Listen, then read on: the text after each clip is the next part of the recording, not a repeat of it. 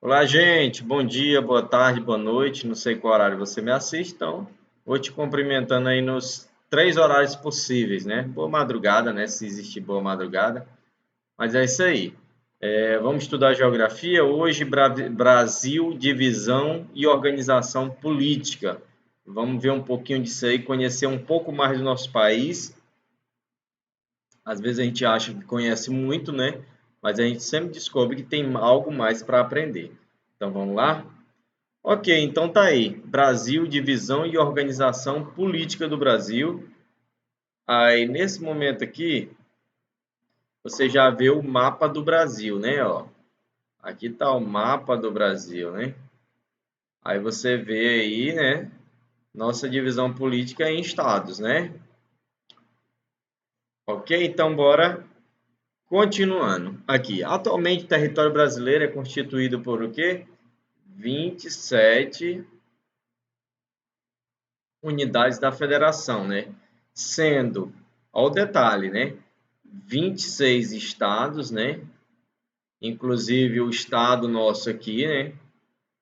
Nós que estamos no Maranhão, nós fazemos parte de um desses 26 estados.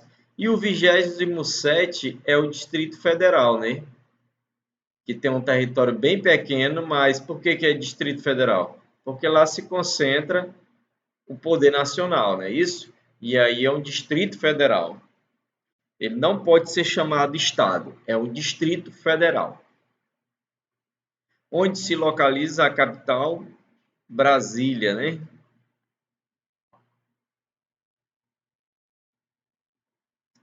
Brasília, vocês sabem, é a capital do Brasil, né? Capital nacional, e é onde fica sediado o governo federal.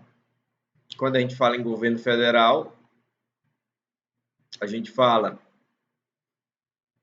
da presença do executivo, ou seja, do presidente e todos aqueles que trabalham para o presidente, do legislativo e do judiciário, ok? Os estados estão divididos em municípios. Ah, mas Imperatriz é uma cidade. Sim, é uma cidade, mas dentro dessa divisão nós chamamos municípios, que são as menores unidades político-administrativas. Desculpa, são as menores unidades político-administrativas da federação. Quando a gente diz aqui políticos administrativos, a gente está falando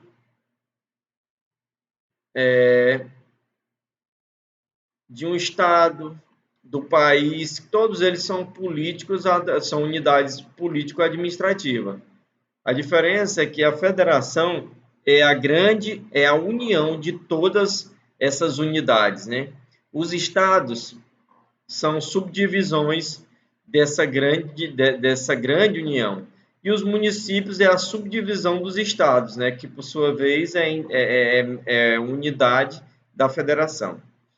Em 2018, o Brasil contava com 570 municípios, né? Como é? 5.570 municípios. Então, no Brasil inteiro, nós temos 5.570 cidades ou municípios, né? Que é a forma correta da gente se referir a uma cidade, ok? Eu acho, eu acredito que é cidade mais, porque a gente vê cidade aí. A maioria dessas cidades aqui, eu creio que pelo menos, no mínimo 3.000, no mínimo, né? Não arrecada nem para se manter. E aí a União que tem que manter a partir do FPM,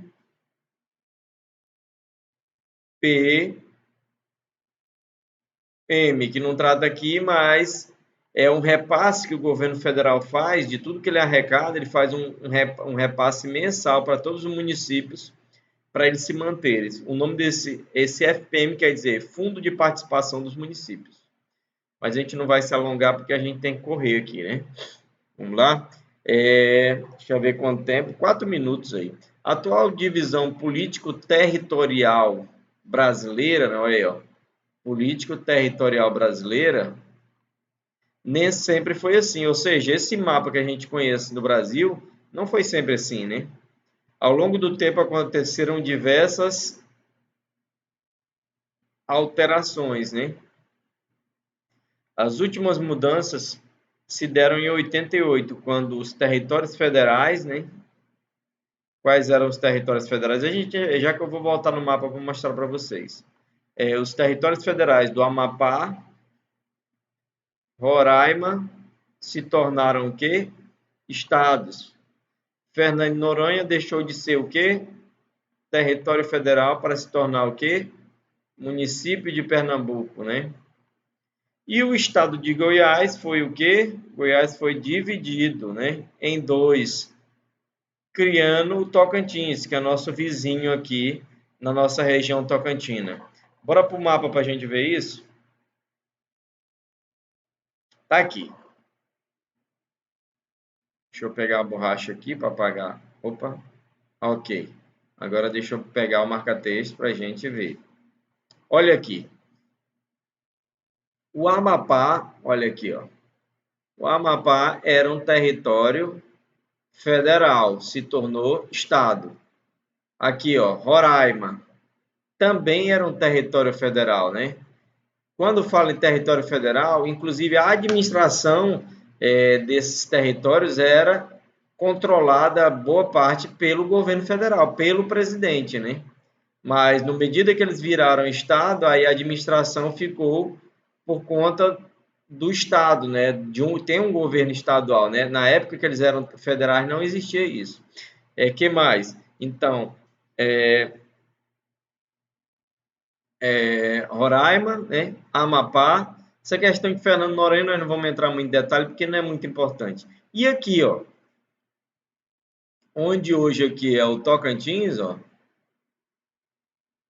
antes era um estado só chamado Goiás. Aí partiu em dois, né? E ficou de um lado o Goiás e do outro quem? O Tocantins, ok? Essas aí são as principais mudanças. Entre as mais antigas, a gente pode destacar também, há muitos anos atrás, acho que na década de 40, também o Mato Grosso ele era um estado só e foi dividido, criando o Mato Grosso do Sul, entendeu? E na época de Dom Pedro I também, ó, aqui, onde era Uruguai, era parte do Brasil, era a província Cisplatina, mas aí houve uma revolta, né, dos moradores daquela região e eles conseguiram a independência do Brasil. Então, onde hoje é o Uruguai, era um dos estados brasileiros, a província Cisplatina. Inclusive, na época não era estado, eram províncias, né? Então, vamos lá. Aqui.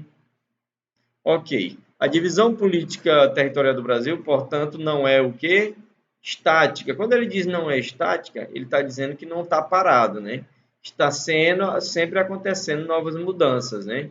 E pode vir a acontecer. Alguns anos atrás, eu acho que menos de 5 anos atrás, inclusive teve uma votação no Pará, onde existia a proposta de criação da redivisão do estado do Pará, né? Em pelo menos 2 estados. Não vingou, né? O não, houve inclusive uma votação e a votação pelo não ganhou, né? Se estava certo ou errado, aí não é problema meu avaliar, né? Ela poderá sofrer outras mudanças no futuro. Então, é o que eu estou falando aqui, né? Quem sabe o Maranhão aí se torne, né? 2 Maranhões, né? Um Maranhão do Sul, né? A gente nunca sabe, né? Há propostas na Câmara dos Deputados para criar unidades da federação e rever limites atuais. Entre as propostas estão, por exemplo, a divisão do Estado do Pará em 3 unidades da federação, que seria, né, Pará, Tapajós e Carajás. Essa aqui, gente, já não vinga mais, porque houve o plebiscito, né, a escuta da população e perdeu. Então, essa aí, só daqui mais 50, 100 anos. que foi rejeitado em plebiscito pela população, está aqui, em 2011, né? Poxa, eu pensando que era 5 anos, já faz muito tempo, né? Foi em 2011 isso aqui. Outra proposta prevê a divisão do estado do Mato Grosso em o estado do Araguaia, né? O estado do Mato Grosso, né? E o Mato Grosso do Oeste, né? Então, é uma das propostas que tramitam, né, na Câmara dos Deputados. Eu sou contra, porque criar novos estados é criar mais despesa. Alguns vão discordar de mim, mas eu sou contra, inclusive, a criação de novos municípios. Você vê aí muito município que era do território de Imperatriz, que é a nossa cidade aqui, que depende quase que exclusivamente do RPM, né? Que é o Fundo de Participação dos Municípios. Ou seja, alguns municípios não dão conta de se manter, né? Depende exclusivamente do governo federal. Mas isso é só minha opinião. Vamos lá. Em geral, as pessoas que propõem a criação de novas unidades da federação argumentam que isso atrai o quê? Mais investimento. Investimento do governo federal. Aqui atrai, isso é certo, né? Só que as pessoas não entendem, algumas pessoas não entendem, que o investimento do governo federal é dinheiro público, é o nosso dinheiro. Então, o dinheiro que poderia ser melhorado a saúde dos estados originais, você vai criar novos tribunais de conta, novo judiciário, novo legislativo, então é mais despesa, né? Melhorando a economia e as condições de vida das populações. Então, isso é um argumento a favor, né? Por outro lado, os críticos a essas propostas alegam que as novas UFs, ou seja, unidades federativas, acarretam o quê? Acarretam mais gastos ao país, né? E essa é a minha teoria também. São mais gastos ao país, nosso país já é um país extremamente endividado, né? Que gasta mais do que arrecada. Então, você criar novos municípios e novos estados é mais dinheiro para quem não sabe como pagar as contas.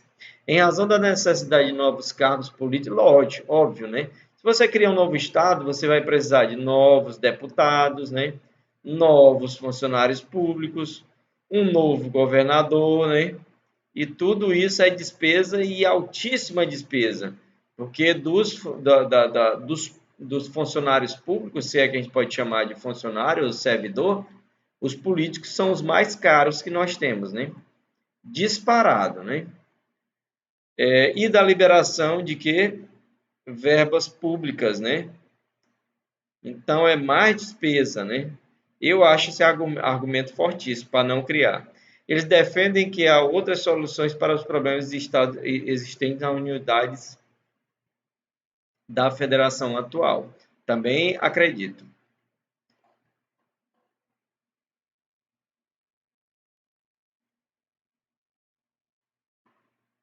Desculpa, estava tomando uma aguinha aqui. Beleza. Vamos lá para a organização política. A divisão do território brasileiro, incluindo a criação de novas unidades da federação e a organização política, devem estar de acordo com o quê? A Constituição Federal. Na verdade, toda atitude pública que ocorre no país, em todo o país, na verdade, tem que estar de acordo com sua Constituição. E nós temos uma Constituição desde 1988. E tudo que se faz no que se diz respeito a público tem que estar dentro do que a Constituição prevê, senão é crime. O nome oficial do Brasil revela importantes aspectos da organização política do Estado brasileiro. Vamos ver aqui. O Estado ou Estado-nação corresponde a uma instituição política administrativa. Olha aqui, o Estado, né? E o Estado-nação. Gente, o Estado e Estado-nação não é a mesma coisa. São parecidos, mas não, existem países que são Estado, mas existem países que não são Estado-nação. Ok? corresponde a uma instituição política administrativa que, para existir, precisa de o quê? Um território. O Brasil tem um território, nós temos um território definido, né? Nós temos um território definido, sim. Precisa de quê? População, né? Isso aqui todo país tem, né? População, nós temos população imensa. E soberania. Nós temos soberania? Sim, nós temos soberania sobre o nosso território. É o governo brasileiro que controla o território brasileiro. Ou seja, independência e autoridade para modificar e criar leis. Isso nós temos, leis péssimas, né? Mas nós temos. Isso aí é verdade. E emitir sua própria moeda, criar impostos, que é só o que se cria no Brasil, né? Etc. Deixa eu dar um exemplo rápido aqui de Estado, né? Estado é um Estado. Para ser um Estado, ele precisa de um território? Nem sempre. Para ser um Estado, ele precisa de uma população? Com certeza. Para ser um Estado, ele precisa de soberania? Nem todos os Estados têm soberania. E o Estado-nação? O Estado-nação é o Brasil, gente. Nós temos um território, nós temos um território definido, nós temos uma população, e uma população que se conhece e divide as mesmas culturas, a mesma língua.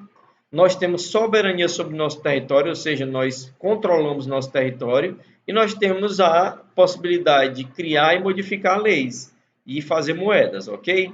Vamos lá para a República. É uma forma de organização política, né? Nesse regime, o que? O povo escolhe seus representantes, né? Por meio de eleição. Representantes por meio de eleições, ok? Aí você vai dizer, mas escolhe muito mal. Eu também acho. Mas as pessoas, mas a eleição é manipulada. Eu também acho que a eleição poderia ser mais correta, né, e menos manipulada. Mas a população é que escolhe, né? Mesmo escolhendo mal, mas é ela que escolhe. Que ocorre em cada período. No caso, 4 ou 5 anos, por exemplo. No Brasil, a maioria das eleições são de 4 anos.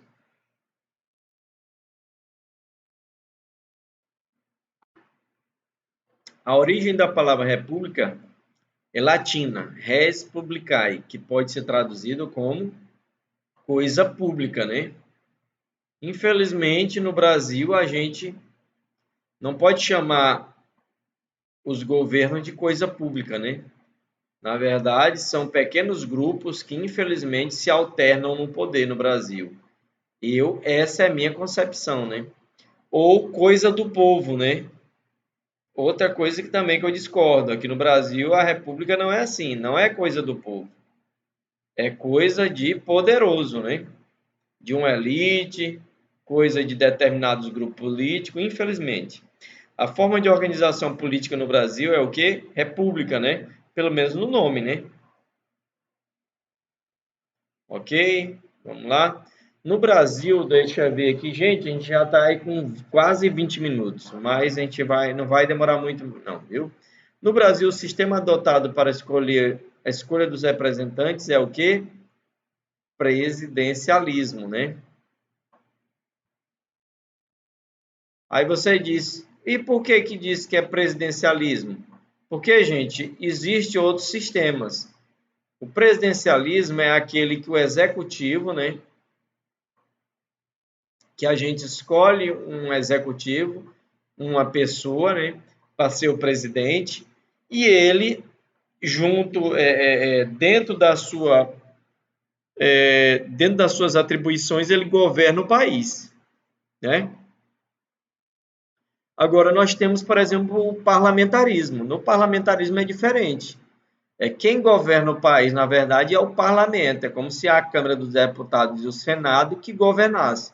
De lá eles tiram o primeiro-ministro, né?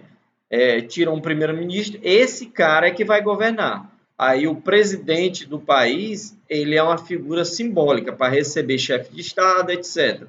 Né? Isso é no parlamentarismo. E nós temos também a monarquia, que é onde existe uma família real, né? E ela tem uma representatividade, e dentro dessa monarquia, a maioria no mundo são as parlamentaristas, onde os deputados, senadores escolhem um primeiro-ministro, não existe um presidente e existe a família real, que é essa figura simbólica, ok?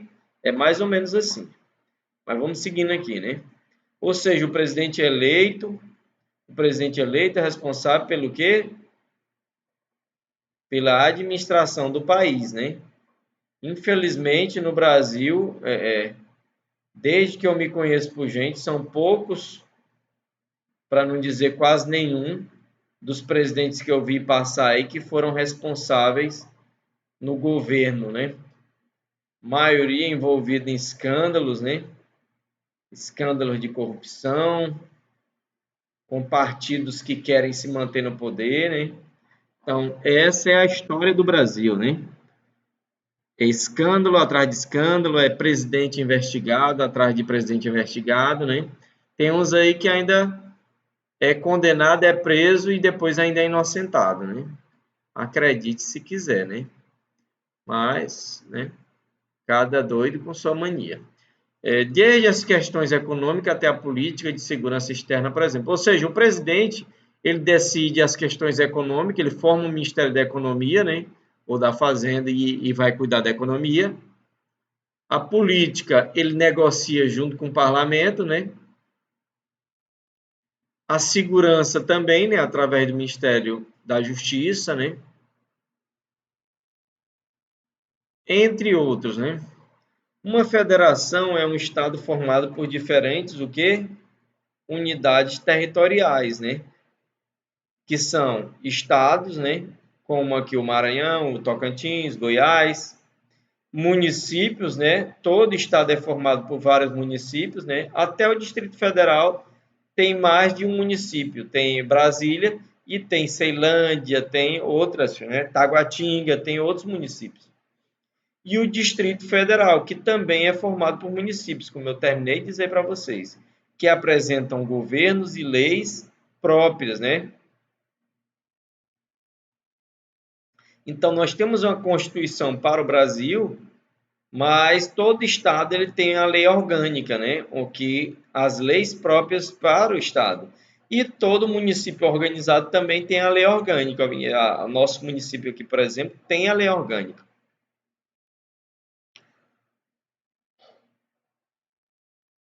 Desculpa, apesar de terem certa autonomia, as unidades territoriais devem obedecer o quê? A Constituição, né? Todos devem obedecer à Constituição. E as diretrizes do quê? Do governo federal, né? Por exemplo, na questão da saúde, né? Durante a pandemia aí, o STF disse que os municípios têm autonomia, né, para fazer a política de saúde no município, no estado. Só que a grande diretriz, né, porque quem tem recurso de verdade é o governo federal, é o que está acontecendo em relação à vacina, né? Nesse ano aqui e no ano passado, que os municípios estão precisando das vacinas, os estados também, eles, eles até poderiam agir, mas eles precisam da autorização do STF, porque a prerrogativa, ou seja, quem tem a prioridade de comprar e quem tem condição é o governo federal, ok? E por isso nós estamos na situação que estamos, né? Então vamos lá, olha aqui. O governo federal, né? Deixa eu ampliar aqui. Aqui. Governo federal, executivo, né? Exercido por quem? Presidente da República, auxiliado pelo vice-presidente e pelos ministros. Ministro da Justiça, ministro da Saúde, ministro da, né? Sua atividade é o que? Executar as leis, né? Criar projetos para o país e administrar o interesse público. Aqui é a sede do governo do Poder Executivo Federal, que é o Palácio da Alvorada. Aqui vamos para o tal do Legislativo, né? Qual é a função do Legislativo? Os deputados, senadores. Deputado, senador, criar, aprovar leis com as demandas da sociedade. Ou seja, o que a sociedade exige, precisa, eles têm que estar criando leis, né? Para adequar a necessidade. E fiscalizar ações e contas do Poder Executivo. Deveria ser essa a função, né? Aqui o Congresso Nacional, né? E aqui o Judiciário, né? Constituído por magistrados como ministros, juízes, promotores de justiça e desembargadores. Julga conflitos e crimes, né? Juízes, desembargadores. Garante os direitos individuais, coletivos e sociais.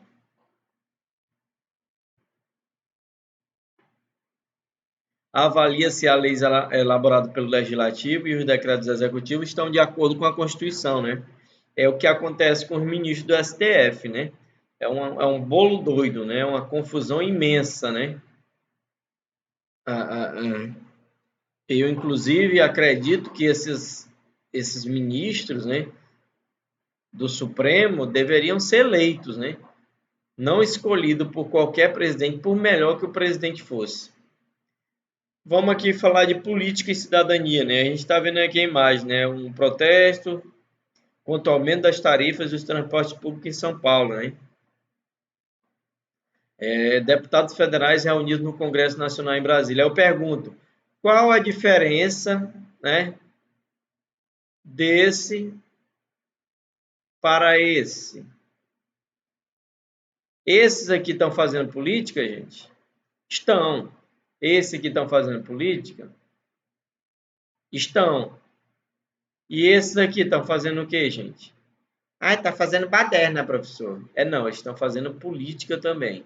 Eles estão expressando o seu interesse, e quando você está expressando seu interesse, você está fazendo política também, ok? Então, todos nós somos seres políticos e temos direito de ser seres políticos, ok? Independente se você é comunista, de direita, não interessa, você tem direito. Deixa eu aqui. Então, olha aqui essa citação aqui. Fazemos política quando nos interessamos pela forma como somos, como são administrados o quê? Os bens públicos. O que é o bem público, gente? O bem público é o dinheiro dos nossos impostos, é a escola que a gente estuda, tudo isso é bem público. Se você se preocupa que sua escola esteja bem equipada, né, que o professor esteja bem pago para estar motivado, que tenha livrinho bom para você estudar, você está fazendo política. Quando nos organizamos para reivindicar nossos direitos de cidadão, quando escolhemos os políticos que vão nos representar no governo, quando cobramos deles o cumprimento das promessas que fizeram para se eleger, isso nós estamos fazendo política, né? E os políticos também fazem política quando estão no executivo governando o país, os estados e as cidades, ou quando estão no legislativo votando leis. Então, quando o executivo, ou seja, um governador, um presidente ou um prefeito estão executando o seu trabalho, estão fazendo política. E o legislativo, quando estão votando leis, né, e quando estão fiscalizando o executivo, que é a obrigação deles, ou pelo menos deveria ser, eles estão fazendo política sim. E quando não estão fazendo isso, também estão fazendo política, mas uma péssima política. Coisa que é bem comum no Brasil, né? Embora muitas pessoas afirmem não se interessar por política, isso aqui é uma bobagem, né? Pessoa que diz que não se interessa por político. Se você vai comprar o gás ou vai comprar o feijão e você acha que está caro e reclama, você está fazendo política. Ele também está presente em diversos aspectos da vida cotidiana, é o que eu estou falando, né? No nosso cotidiano tem política para todo lado. Quando você abastece a moto ou o carro, tem política, porque é a política que vai fazer com que a gasolina fique mais cara ou fique mais barata, né? A política é vivenciada onde? Em casa, na escola, né? Igual a gente está tratando de política mesmo, e até nos grupos de amigos, né? Ah, você vai votar em quem? Ah, eu não voto naquele cidadão, não, porque ele não deu remédio por tio dele, né? Isso acontece quando você e outras pessoas se dispõem a discutir e resolver problemas, né? Quando sua rua está aí toda cheia de buraco, cheia de lama, e vocês vão lá na prefeita, no vereador, né, reclamar. Vocês estão fazendo política, né? Quando o vereador passa lá e você reclama, você está fazendo político, né? Como a divisão de tarefas em casa nos trabalhos em grupo, a negociação de um horário para realizar determinadas atividades ou alguma situação precisa ser resolvida por alguém.